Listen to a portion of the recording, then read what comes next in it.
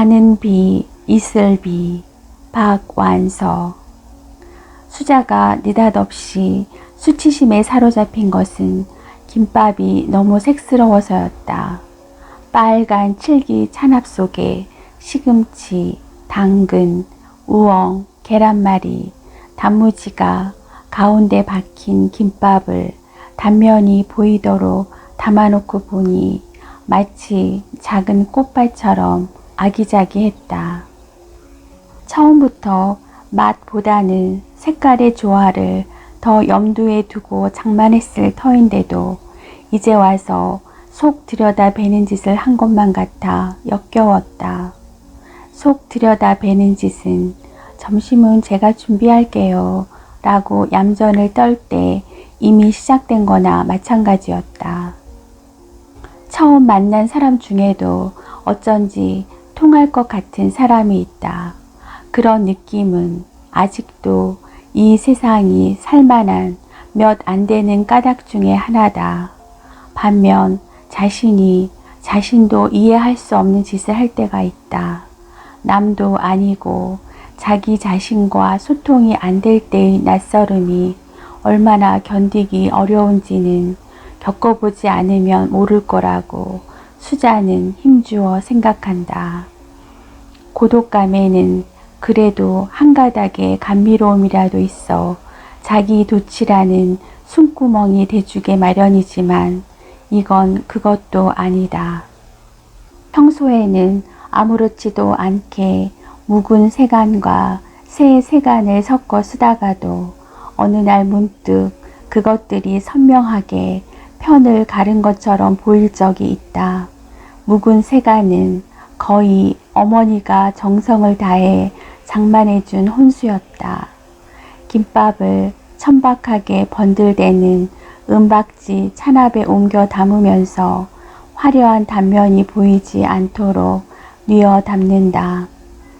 아직 시간이 많이 남아있는 것도 자존심이 상한다. 일요일날 별일 없으면 교회로 바람이나 쐬러 나가자는 소리를 김전무로부터 들었을 때 나이값도 못하고 가슴이 울렁거린 것은 김전무가 호랍이라는 것을 며칠 전에 알아버렸기 때문일까? 진짜 호랍이에요. 그만한 조건에 상처한 지 3년이 넘도록 아직 새장가를 안 된 걸 보면 진짜 괜찮은 호랍이 아니에요? 말끝마다 진짜를 붙이기 좋아하는 미스김의 말버릇은 경박하다는 느낌이 들어 몇 번 고쳐준 적도 있었건만 그때는 듣기 싫지가 않았다. 수자는 이런 객적은 생각을 떨쳐버리려고 가볍게 진저리를 치다 말고 문득 창밖에 눈길이 머문다. 통유리로 된 베란다 창 밖엔 왠지 아직도 어둑시근한 새벽빛이 고여있고 노인정 처마에 닿을 듯 가지를 풀어 헤친 버드나무는 며칠 사이에 몰라보게 파릇하고 토실해져 있다. 노인정 모퉁이를 돌아 그녀의 시야 안으로 나타난 낯익은 노 부부의 옷차림도 한결 밝고 가벼워져 있다. 못 말리게 조급한 계절의 속도감 속으로 한껏 느린 걸음으로 나타난 노 부부를 그녀는 홀린 듯이 바라본다.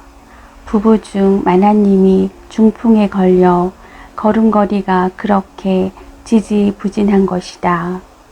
영감님은 그런 마나님한테 지팡이처럼 붙어 다니면서 걸음마를 시키기를 하루도 빠진 날이 없다.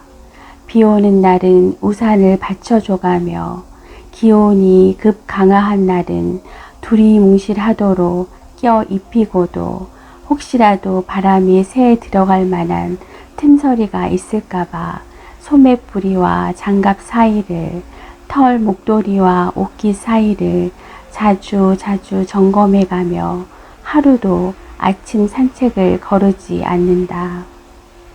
일요일이나 토요일 오후에도 그들의 산책을 본 적이 있는 걸로 미루어 그들의 걸음 연습은 하루 한두 번 정도가 아닌지도 모르겠다. 그렇다고 마나님의 한쪽 마비에 차도가 있어 보이는 것도 아니다. 수자가 보기엔 그날이 그날 같다. 차도가 없기 때문에 오히려 그들의 걸음만은 극성맞아 보이지 않고 단지 평화스러워 보인다. 수자는 슬며시 안도의 미소를 짓는다.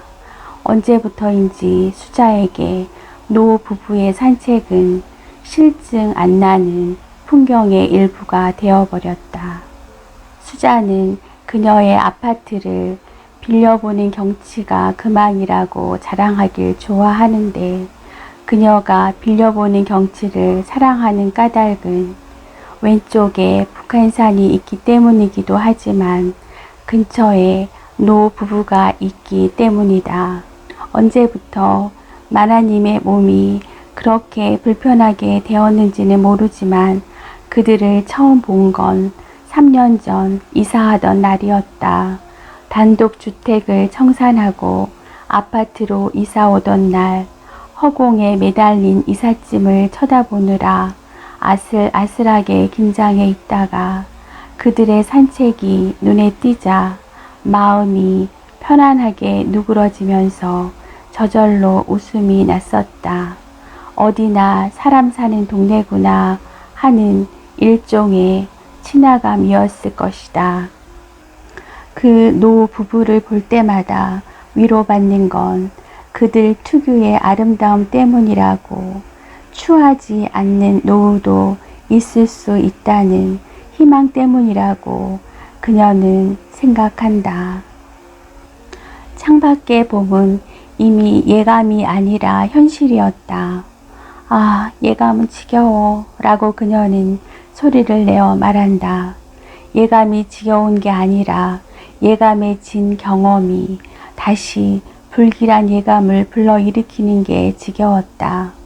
허구한 날 예감에 만신창이가 되도록 쪼아 먹히면서도 행주를 삶고 와이셔츠를 다리고 유리창을 닦고 원목 장롱을 닦고 또 닦아 반들반들 윤을 내고 종종 걸음으로 시장을 다녀와서 솜씨를 다해 저녁상을 차렸던 것처럼 수자는 묵은 세간 속에서 헛된 노력을 되풀이하던 지난날의 자신을 비웃으며 재빠른 솜씨로 뒷설거지를 시작했다. 한편 도마에 뒹구는 김밥 끄트머리를 연방 입에다 꾸역꾸역 쳐넣는 것도 잊지 않았다. 수자는 대학을 졸업하자마자 찬우와 약혼했고 3년 후에 결혼했다. 첫 미팅에서 만난 찬우를 한눈 한 번 안 팔고 일편단심 좋아하다가 졸업하자 남자가 군대에 가게 되니까 그 동안에 남자가 불안해하는 일이 없도록 수자 쪽에서 자청해서 약혼식까지 치르고 나서 보냈다. 그녀는 유복한 집의 사남매 중 막내에다 외동딸이었다. 사남매가 다들 남들이 부러워하는 인류 대학으로만 척척 들어가 부모들은 기고만장했으나 어떻게 된 게 아들들이 하나같이 부모 욕심에 차지 않는 별 볼 일 없는 집 딸과 연애 결혼을 해서 길을 꺾어놓곤 했다. 특히 어머니는 손자, 손녀를 몇 번씩이나 본 후에도 현재의 며느리와 과거의 중매 들어왔던 규수를 사사건건 비교하며 아쉬워하고 경멸하는 게 취미였다. 그러나 아들들은 귓등으로도 안 들었고 며느리들도 그럴수록 잘 살아 보이는 것만이 시어머니를 약올릴 수 있는 방법이라는 걸 알고 있었기 때문에 다들 깨가 쏟아지게 잘 살았다. 자연히 어머니는 히스테리가 좀 있었고 너만은 연애 결혼을 안 된다. 수자가 고등학교 쪽부터 미리 제동을 걸곤 했다. 가만히만 있으면 좋은데 시집 보내줄 테니 그런 줄 알라고 벼를 때는 마치 앙심을 먹고 쌓은 실력을 발휘할 기회를 전전긍긍 엿보는 재수생처럼 불쌍해 보이기조차 했다. 수자는 성격이 조신했고 오빠들보다 어머니에게 의존적이었으므로 어머니의 소원대로 되려니 생각했다. 어머니는 수자가 미팅을 하는 것까지는 매우 호의적이었다. 점잖지 못한 호기심도 감추지 않았다. 수자가 미팅을 하는 족족 애프터 신청을 받는다는 것도 매우 만족스러워했고 남자를 보는 눈을 기르기 위해서는 미팅 상대를 자주 바꿀수록 좋다고 부추기기도 했다. 딸이 한 남자하고만 만나고 있다는 걸 어머니가 안 건 딸을 통해서가 아니라 찬우와 같은 대학에 아들을 보내고 있는 친척을 통해서였다. 어머니는 낙담했지만 그렇지만 말로는 어디까지나 친구로 지내라고 누누이 타일렀고 그 바람에 찬우는 통성명하고 전화도 걸고 수잔에도 터놓고 드나들게 되었다. 가까이서 뜯어볼수록 생긴 것이나 마음 씀씀이는 별로 흠잡을 데가 없었지만 뭐 하나 내세울 거 없이 그저 겨우겨우 사는 집안 자식이라는 게 어머니 마음엔 도무지 차지 않았다. 허락받고 수시로 드나드는 사이에 먹던 밥상에 숟가락만 하나 더 놔줘도 될 만큼 흉어물이 없어진 것도 100년 손님을 맞는 부담감을 덜어주기에 충분했다. 하나도 사이 보는 것 같지 않아. 딸 시집 보내는 것 같지도 않고 꼭 아들 하나 더 생긴 것 같다니까. 내 딸이 좋아서 죽고 못 사는 대로 보내니까 그렇게 편할 수가 없어. 배짱이지 뭐. 사이가 아들보다 오히려 더 만만하고 귀염성스럽더라고. 마침내 어머니는 이렇게 사이 자랑을 떠벌려서 대단한 집으로 시집 보낸다는 것보다 훨씬 더 주위에 부러움을 샀다.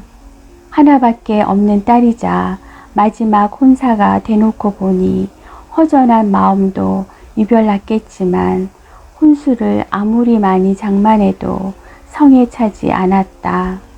찬우네가 애써 장만한 전셋방이 그 많은 세간살이를 다 들여놓을 만하지 않다는 걸 나중에서야 안 어머니는 아이고 난 부끄러워, 아이고 우세스러워 하면서도 세간에 맞춰 집을 늘리도록 아무도 모르게 뒷구멍으로 쉬쉬 거액을 대주기까지 했다. 수자도 찬우도 원하지 않는 일이 연달아 일어나는 가운데 결혼식을 치르게 되니 오랜 연애 끝에 마침내 결혼한다는 감동은 퇴색하고 어쩔 수 없는 대세에 떠밀려 결혼할 수밖에 없이 되어버린 한 쌍처럼 지칠 대로 지쳐서 식장에 서게 되었다. 그렇게 오래 연애하고 한동안 한 번도 신의를 저버린 일이 없는 그들이 첫날 밤부터 어긋나기 시작한 것은 그것이 무엇인지, 도대체 무엇이 찬우와 자신을 그렇게 당장 어긋나게 했는지 수자는 아직도 확실하게 안다고 할 수가 없었다.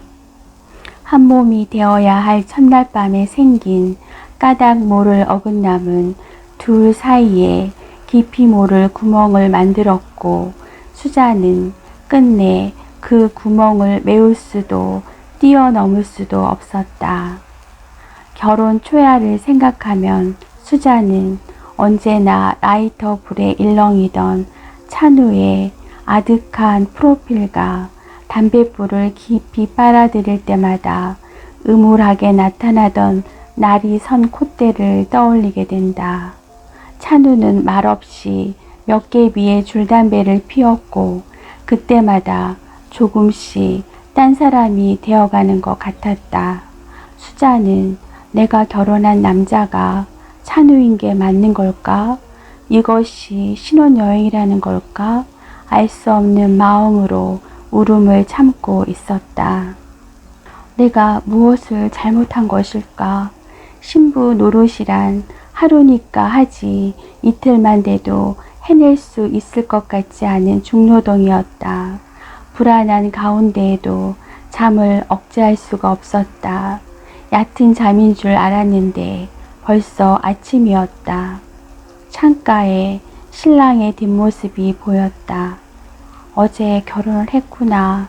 그 실감은 석연치 못한 어제의 불안과 이어지면서 가슴부터 내려앉았다.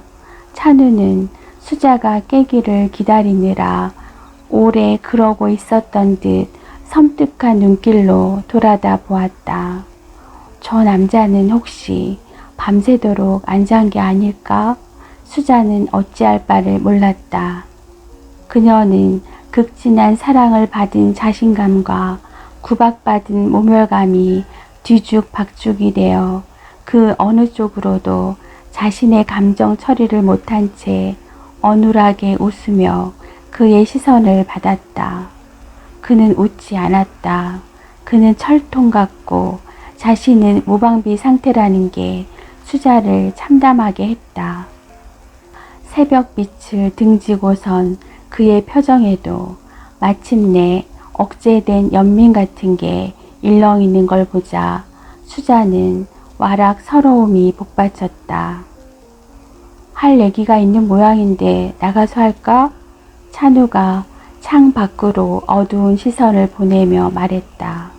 바다가 보였다. 한눈에 신혼 부부인 듯 싶은 남녀가 서로의 허리에 팔을 감고 해변에 발자국을 찍으며 걷고 있었다. 수자는 찬우가 입고 있는 것과 세트로 장만한 점퍼를 입고 그를 따라 나섰다.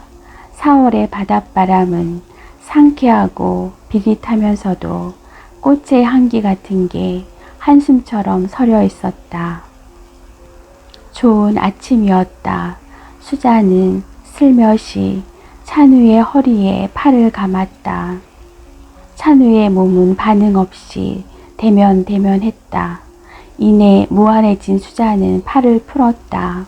그들은 한 사람이 가운데 끼인 것만큼의 사이를 두고 해변을 걸었다.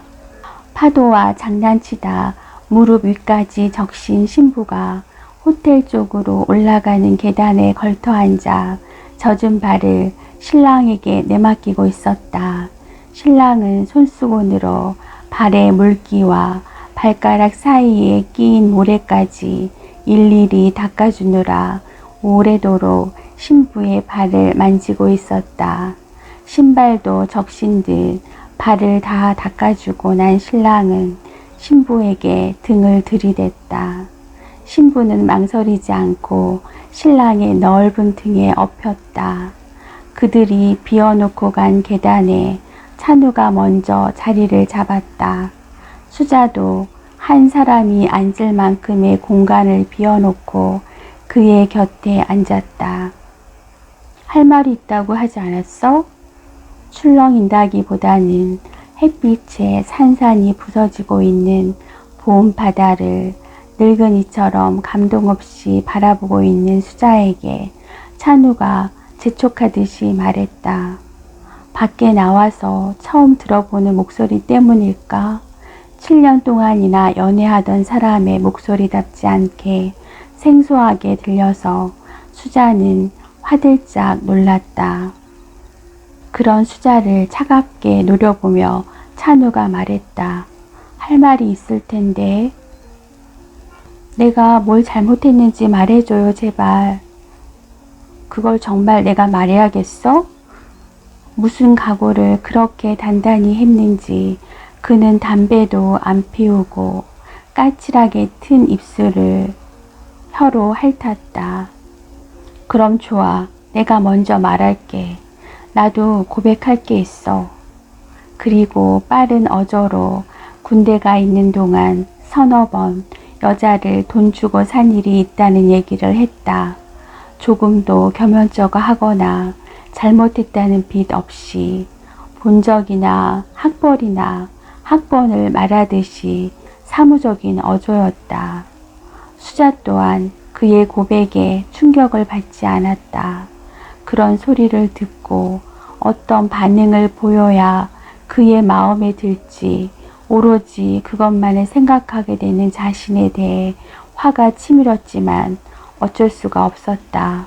찬우가 그녀의 순결을 의심하고 있다는 게 거의 확실했지만 그녀는 그런 의심을 받을 만한 까닭이 없었기 때문에 현재 당하고 있는 억울한 혐의를 자신이 눈치챘다는 것조차 자존심이 상했다.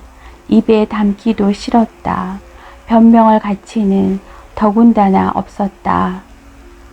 민망하도록 찰싹 붙어서 돌아오는 쌍쌍이 커플들에게 길을 비켜주기 위해 찬우가 먼저 일어섰고 수자도 따라 일어섰다. 그리고 그들의 신혼여행이 아직도 2박 3일이나 더 남아있다는데 공포감을 느꼈다. 예약해 놓은 운전기사가 와서 관광을 나가고 사진을 찍고 하는 동안 찬우는 딴 신혼부부들처럼 기사 하라는 대로 신부를 안으라면 안고 뽀뽀를 하라면 뽀뽀도 했다. 수자는 줄곧 여자를 산 일이 있다는 그의 고백에 대해 생각했다. 그 일에 어떤 의미 부여를 할 의도나 그를 비난할 속셈이 있어서가 아니었다. 함부로 취급당하고 있다는 치욕스러움 때문이었다. 헤어나고 싶은 불결감조차도 그에 대해서가 아니라 자신에 대해서였다. 내가 무엇을 잘못했기에 이런 꼴을 당해야 하나. 찬우의 일거수일투족은 끊임없이 그녀로 하여금 뭔가 큰 잘못을 저지른 것처럼 전전긍긍하게 만드는 힘이랄까 암시가 들어있었다. 그녀는 자신이 얼마나 더러운 모독을 당하고 있는지 드러내고 싶지가 않았다. 끝장을 각오하지 않고는 차마 입에 담기 싫은 게 그녀의 최소한의 자존심이었다. 결정적인 파국만은 면해보고 싶은 거였다. 마치 깨진 그릇을 엉구듯이 아슬아슬한 신혼여행이었다. 여행에서 돌아와 그들을 기다리고 있는 넘치는 신접 살림을 보고도 찬우는 하나도 기뻐하거나 고마워하지 않았다. 그렇다고 아무것도 필요 없습니다. 따님만 주십시오. 하던 때의 순진성이 조금이라도 남아있는 건 아니었다. 누가 보기에도 과람한 혼수도 그에게는 신부의 흠을 메우기에는 어림도 없이 부족해 보였던 것이다. 겨우 이까짓 것들을 가지고 감히 나한테 눈가림을 하려 들어 하는 태도는 터무니없이 무력적일 뿐이어서 수자는 차라리 연민을 느꼈다. 그렇게 7년을 살았다. 살았다기보다는 순전히 눈가림으로 살아냈다는 것이 맞을 것이다. 신혼여행에서 비록 노력해서지만 남들처럼 굴었듯이 그들도 명절이면 남들처럼 귀향길에도 오르고 친정집 대소사에 부부 동반으로 나타나 대접을 받기도 했다. 모처럼 남들 보기에 그럴듯하게 꾸며 보인 날이면 찬우는 을에 그게 얼마나 참고 노력한 결과였는지를 까발리고야 말았다. 노력하다 보면 수월해질 날도 있으려니 꾸미다 보면 몸에 익을 날도 있으려니 하는 게 수자의 갸냘픈 희망이었다. 수자, 중요한 건 몸이 아니라 마음이야. 내가 참을 수 없는 건 마음으로 정직하지 못한 거지 몸이 아니야.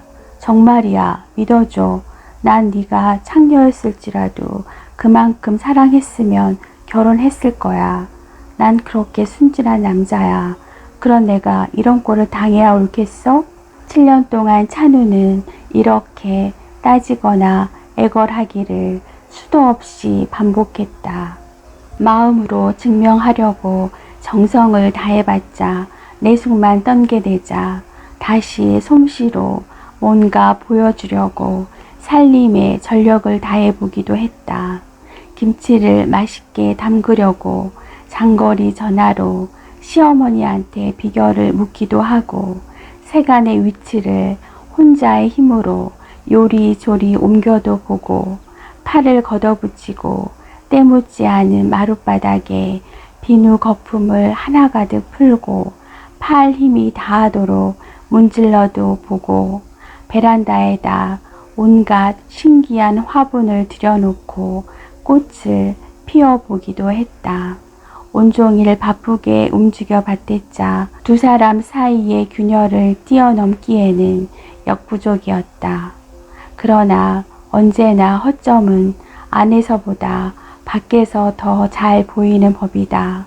가끔 딸이 사는 걸 보러 오는 어머니는 구석구석 깔끔한 것보다 구석구석에 서린 썰렁함, 무의미함을 놓치지 않았다.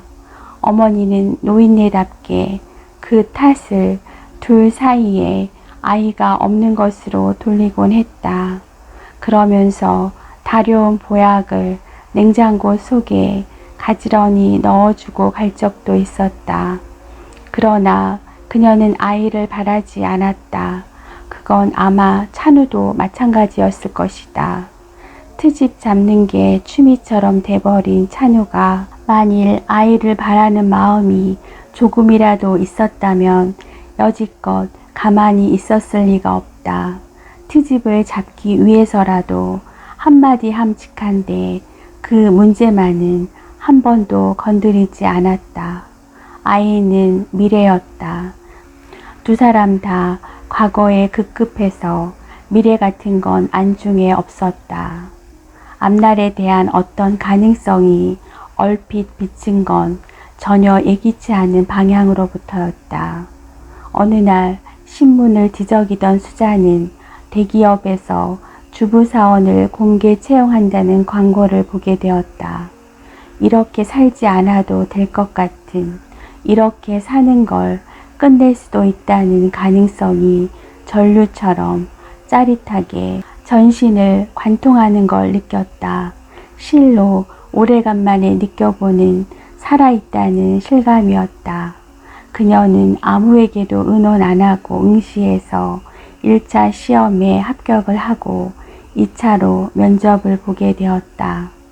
면접에서 수자가 제일 먼저 받은 질문은 뒤늦게 직업 전선에 뛰어들게 된 동기였다. 그녀는 신문에서 광고를 보았기 때문이라고 대답했다. 질문하지 않은 옆에 사람까지 웃었다. 번듯하고 중후하게 생긴 중역답게 남을 은근히 능멸하는 듯한 웃음을 짓는 걸 보면서 그녀는 남편한테 당할 때처럼 저들이 원하는 답을 알아맞히기는 틀렸다는 무력감에 빠졌다. 그로부터 될 대로 되라는 식으로 나갔다. 품을 있는 대로 잡고 나란히 앉은 중역들이 차례로 취미, 특기, 외국어, 실력, 일하고 싶은 부서 등 상투적인 질문을 했다. 그녀가 국문과 출신인데다 원하는 부서를 선전 기획이나 문화 홍보로 말했기 때문인지 그중 젊어배는 중역이 능글거리는 투로 좋아하는 작가나 작품을 말해보라고 했다. 예기치 않은 질문에 망설이는 그녀를 보고 사족이니까 대답을 안 해도 된다고 봐주었음에도 불구하고 그녀는 이윽고 자신도 예기치 못한 대답을 했다. 버지니아 울프. 보수는 괜찮았고 그녀는 마침내 찬우와 정식으로 헤어져 그동안 혼자가 된 어머니하고 합쳤다. 그러기를 어언 10여 년 그녀는 40을 넘겼고 주부사원 공채로 입사한 동기들은 다들 이런저런 까닭으로 그만두고 그녀 혼자 남아서 과장까지 오른 것이었다. 그녀는 사보를 만드는 것 외에 사장의 연설문 작성 따위를 도왔다. 경영인다운 경륜이나 지식을 요하는 연설문을 쓰는 비서는 따로 있고 그녀는 주로 공장 순시 때 할 즉석 연설처럼 꾸민 가벼운 스피치나 여직원 연수 등 까마득한 하급자를 거느린 자리에서 마음껏 떠벌릴 알맹이는 없어도 그럴듯하게 들리기만 하면 되는 연설문을 작성했다. 이런 수자를 사장은 나의 브레인이라고 추켜 세웠으며 적당히 재미있고 다방면에서 유식하고 당면한 정치, 경제, 문화, 예술에도 일가견이 있는 티를 내고 싶어하는 사장이 만족할 만한 연설문을 작성하기 위해 그녀는 주로 신문, 잡지를 이용했다. 혼자 사는 여자는 넘보는 남자가 따르게 마련이다.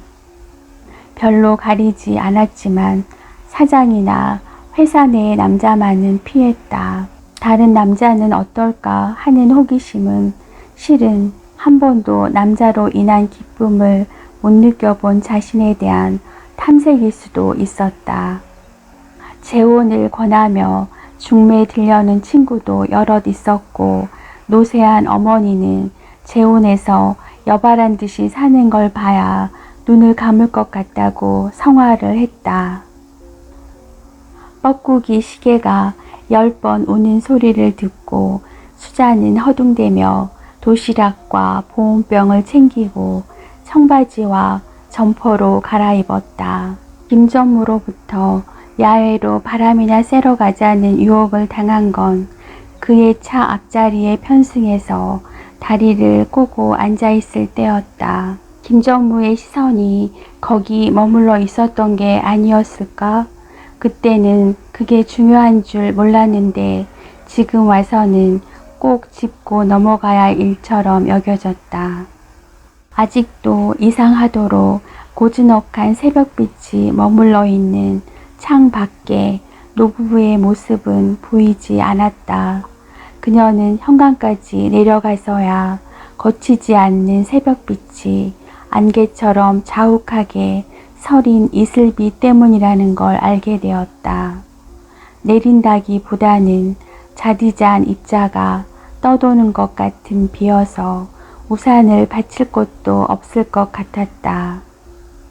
그래도 이것을 비로 쳐야 되는지 무시해 버려야 되는지 결정하지 않을 수 없는 게 야외로 나가자는 약속을 하고 나서 만일 비가 오면 저절로 약속이 없었던 걸로 하자고 누가 먼저랄 것도 없이 말해버렸기 때문이다. 그녀는 어느 쪽으로도 마음을 정하지 못하고 우두커니 서서 어려서 들은 옛날 얘기 생각을 하고 있었다. 옛날에 어느 가난한 집에 달갑지 않은 손님이 왔더란다. 식량은 빤한데 군 식구가 생겼으니 어서 갈 날만 기다려줄 수밖에. 손님 역시 가난한 처지인지라 끼니 걱정 안 하는 맛에 마냥 머물고 싶어도 염치가 있는지라 언제 떠나겠다고 날짜를 멀찌감치 받아놨더란다. 주인은 그날만을 기다리다 마침내 그날이 와 손님이 떠날 채비를 하는데 문 밖에서 부슬부슬 비가 오더란다. 문 밖까지 나온 손님은 희색이 만면해서 이슬비가 오네 하자 주인이 펄쩍 뛰면서 아닙니다. 가는 비가 옵니다. 라고 했더란다. 어릴 적 어머니한테 그 얘기를 들을 적에도 밖에선 이런 비가 내리고 있었을까? 지금 이 비는 있을 비일까? 가는 비일까? 어머니한테 옛날 얘기를 조르던 어린 시절이 선연하게 떠올랐다. 마침 저 만치서 깡충거리며 뛰어오는 5살이나 됐음직한 아이를 수자는 마치 자신의 어린 날의 환영을 보듯 현실감 없는 몽롱한 시선으로 바라보았다. 소녀의 나풀대는 머리카락에 비의 미세한 입자가 송알송알 맺혀있는 게 소녀를 천사처럼 돋보이게 했다. 그리고 조금도 아쉽지 않은 마음으로 이슬비가 오는구나 중얼대며 발길을 안으로 돌렸다.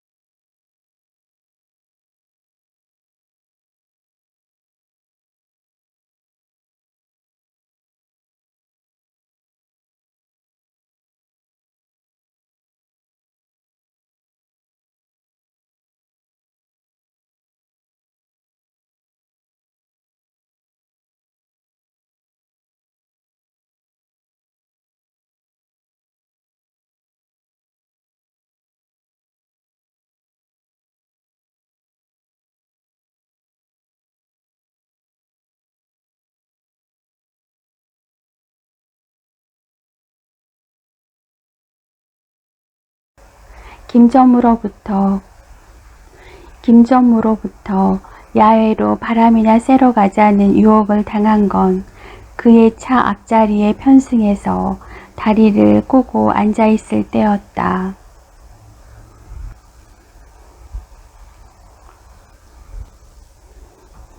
김점무의 시선이 거기 머물러 있었던 게 아니었을까? 그때는 그게 중요한 줄 몰랐는데 지금 와서는 꼭 짚고 넘어가야 할 일처럼 여겨졌다.